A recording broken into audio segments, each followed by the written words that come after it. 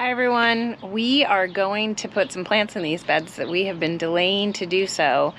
Peonies, let's see, lamb's ear, and some ground cover. I also have some extra lavender out back and a couple other plants, and we're going to put those in here today. I only have a little bit of time between when the baby is sleeping and making dinner, so I'll show you what we're going to do and we'll try to get as much done as we can. Come with. Okay, so these were grass that we planted last year that didn't make it. And these holes are from the Play in the Blue Salvia that didn't make it. And then this hole and that hole is some lavender that did not make it. Same here, lavender did not make it. I don't know if we had a really bad winter, but this lavender made it just fine. So we're gonna remove these, put some peonies in. We're gonna put the lamb's ear in the front and some ground cover. We're gonna get all of this covered, maybe not today, but we are gonna get covered in compost. Compost can be used as mulch. And then we're gonna put some chelated iron. Chelated iron is for plants that are having a hard time that are yellowing. This is a monkey puzzle tree, and it is normally green as can be, and we've had it for 4 years. And look at this bottom plant, the bottom limb. That's what it should look like. It should not look like this. Well, chelated iron takes yellowing leaves and turns them green. It gives them the iron deficiency that they're getting from the soil and replenishes that. So we're gonna try that today. If not, we're gonna try a different location because it's getting too much water, we think. These are our bulbs that are dying back now. Bulbs, you're just gonna let the foliage die off before you remove it.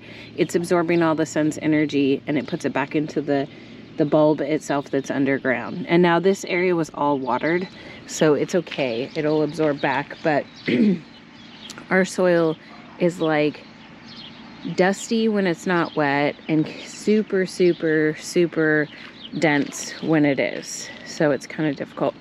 These are some really beautiful white flowers, and I can't remember what they're called, but we planted them 2 years ago and they come back each year bigger and bigger. I just absolutely love them. Let me see if I can find the tag to tell you. I don't think I can. I mean, they're just so hardy. It's a white flower. I'll have to look it up on my order and I'll actually come back here and put it on the screen for you. But these are just beautiful and they're about to bloom. Okay, let's get started with what we're gonna remove and then we'll go from there, okay?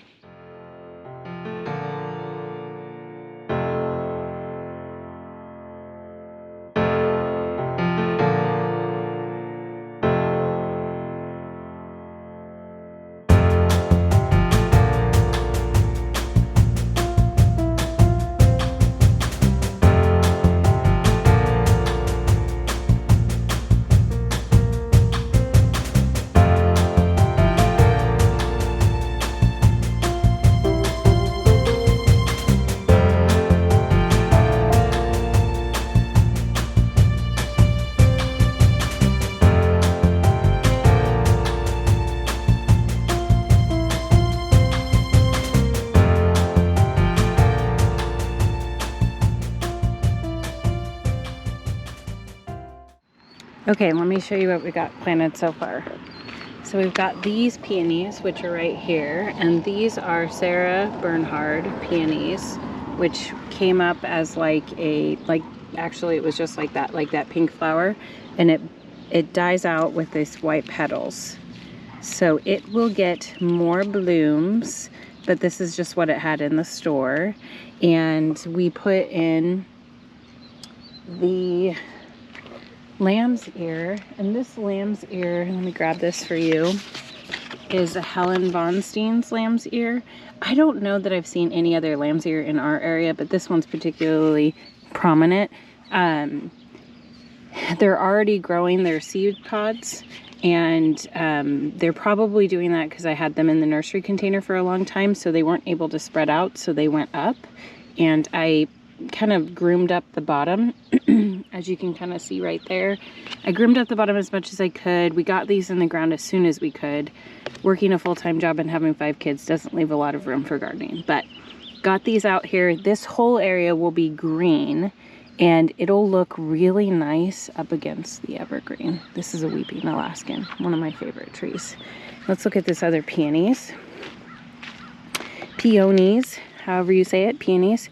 This one's Alexandra Fleming, purple, and it was very purple and vibrant, and they come up in these balls, little heads, and I had peonies in my wedding. I absolutely love them, and they'll be pretty right here. So let's take a step back. The only thing left to do is our ground cover, our sassafrage, which I'm going to put up in this area, and then our lilac. But this will look really nice. Lamb's ear here, peonies in the back. We'll have a hedge that'll actually go all the way around the circle of lavender, kind of pinning the lamb's ear back. We just need to, there was one here, like I said, and one there. And as you can see, that one's grown really well. We used to have one right there too. And so I had 4, and my hope was to add more. So since only one survived and it is thriving, this is a sensational lavender, and they'll come up just like this. They're so cool. And they have these really beautiful panicles. So we're gonna just order a bunch more and place it so it creates a ring around the bed, a hedge. You can make a hedge out of anything, but I want to make a hedge out of lavender. Okay, let's put the lilac in and the ground cover real quick, and then we'll go in and make dinner. Again, this is Helen Von Steen's Lamb's Ear.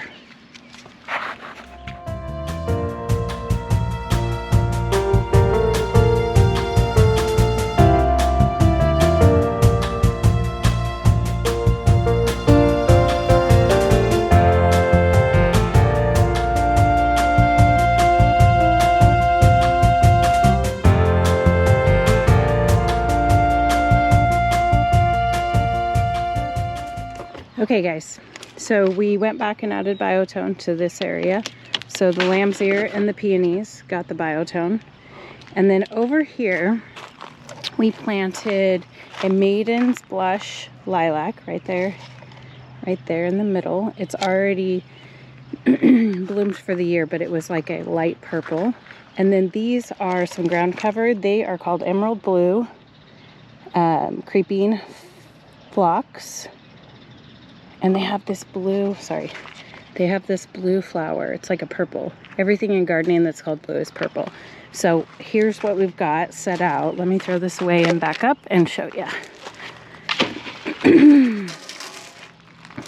So imagine the lavender hedge starting here, going all the way around to where that peonies is. So it's looping in.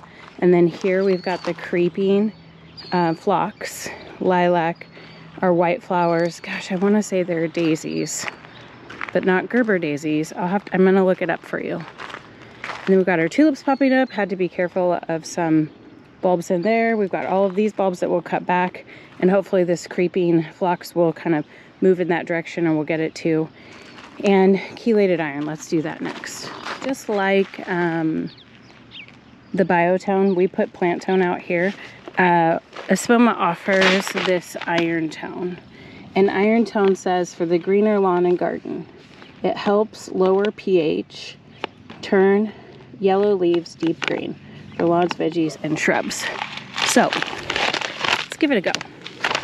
Try it out, and then I'll report back if that ended up working.